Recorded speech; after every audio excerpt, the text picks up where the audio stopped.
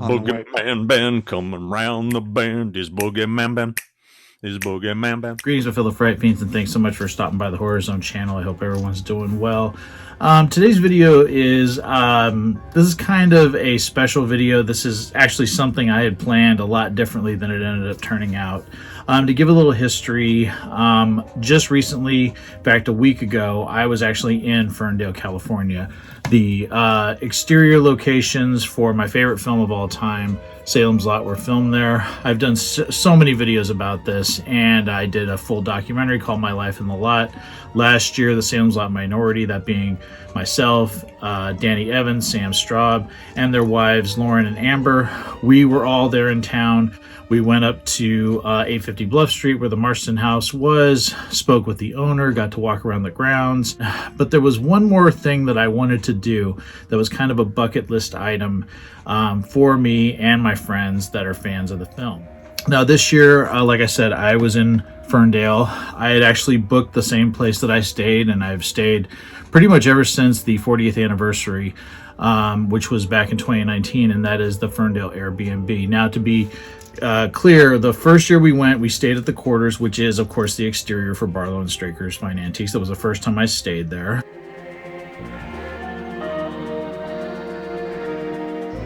And the owners of the Ferndale Airbnb, specifically Caroline, she used to run the Ferndale Enterprise, which is the newspaper. So they bought that building, and it was kind of like, for a while, it was a kind of, it served as the newspaper office as well as the Airbnb. There's several moments in the film where you see Straker looks out the window. First time is at the beginning when Ben Mears pulls up, and then he looks out again when Ben Mears leaves after visiting Crockett and getting the information about the boarding house and everything. And then once again, there's a moment after he drops off the suits with Constable Gillespie for them to be analyzed by the FBI in Bangor.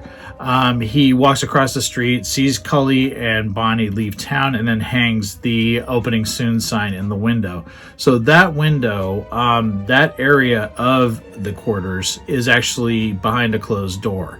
And for all the times that I stayed there, I never once asked Caroline if I could go into that room, just because I felt like when I first stayed there, it was the newspaper office. After that, I felt like it was, it was a family area, someplace that was private for them. So I never thought to ask. Well, last year, a friend of mine who I've gotten to know on Instagram, I don't know her full name, but she goes by WNID. That's, I don't want to say it wrong. So that's how it's spelled.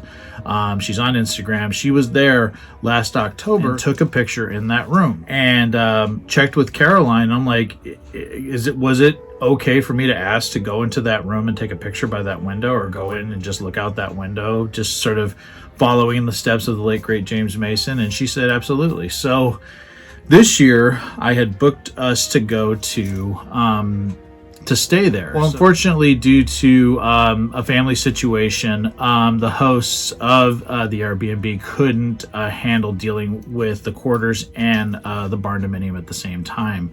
I don't want to get into many more details because it's private, but I wasn't able to stay there. Danny and I couldn't stay there, so it was a big bummer. And luckily, Danny had a friend in town who he'd stayed with before. Her name is Eunice. Awesome lady. So much history about the town. She's lived in the area her whole life. She knows so much about Ferndale and the surrounding communities. And luckily, she had 2 rooms. I called her our Eva Miller because we were staying in her place, and she could have been nicer. She made us breakfast every morning. Just a sweet, sweet lady. And that worked out. I was still heartbroken because the Quarters is where I always stay.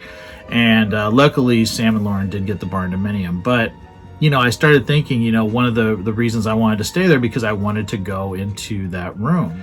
So it was our second to last day. So this would have been this past Monday, which was the 14th. So I just decided to ask Caroline, even though, there was no one staying at the location. I said, would it be possible for us to just walk in there and just take pictures and videos and everything like that? So she said yes. So this is just the footage of us going into this location. Now, for some reason, and probably just because I have bad luck, the image of me in the window is a little bit hard to see. I do have footage of me walking into the facility, standing in the window, looking out the window, but the actual video of me in the window is kind of hard to see. But I got footage of Sam and Danny going in there as well. And we just were it was so awesome. It was a bucket list item. It probably is the last one, because we pretty much have gone everywhere else. Going up to Bluff Street, that was a huge one, and I think this is the last one. I'll check out this footage, and I'll come back with my closing thoughts on this experience, crossing off my final bucket list item from Salem's Lot. I hope everyone enjoys this, and here we go.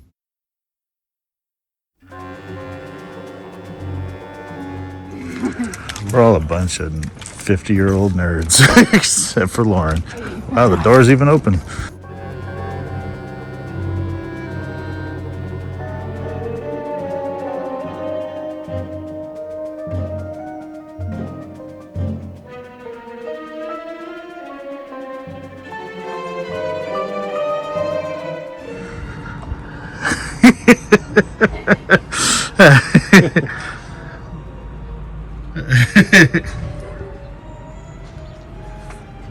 We are really dorks.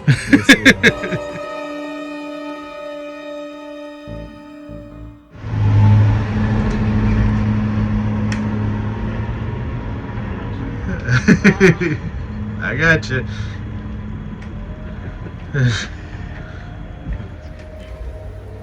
Sorry.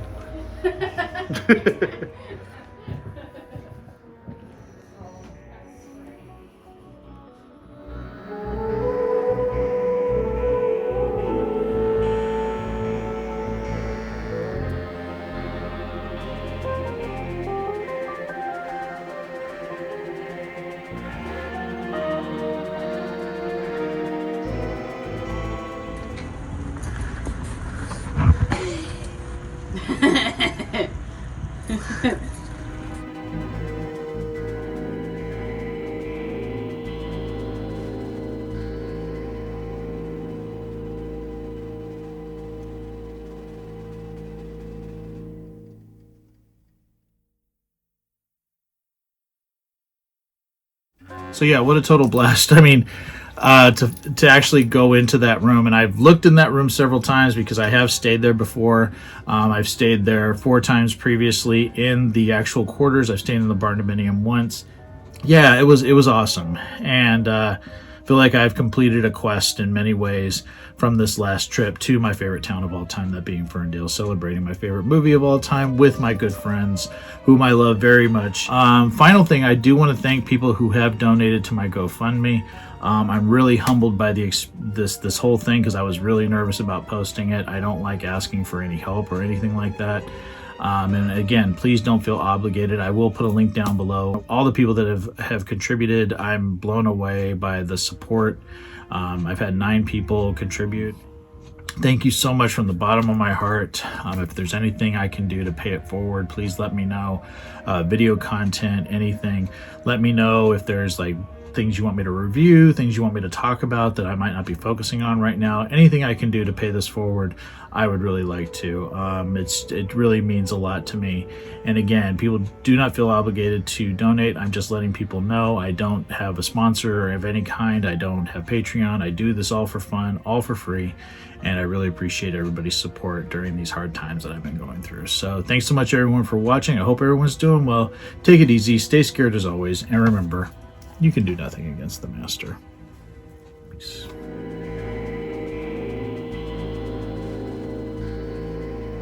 Hey, my fellow Fright Fiends, I just want to thank everyone for supporting Boogeyman Ben's Horror Zone. If you haven't yet subscribed and you'd like to, please hit the subscribe button down below. Click the bell notification so you're updated every time I drop a new video.